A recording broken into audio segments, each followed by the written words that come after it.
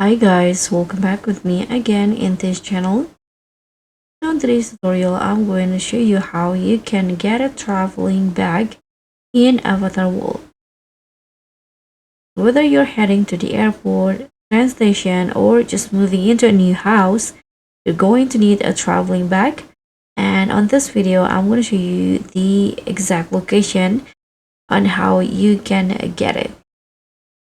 So first, you can just head to the beach area in here, the one at the bottom.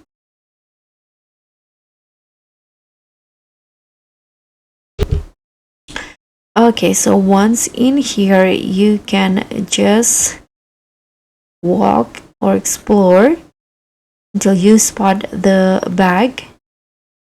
Okay, so this is it. This is the bag that I'm going to wear. You can just grab it first and put it on your avatar hands.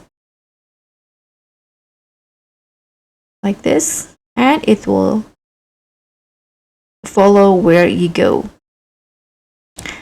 So that's all for me. That's how you can get a traveling bag in Avatar World. Thank you so much for watching. Don't forget to like, comment, and subscribe. Also, click on thanks.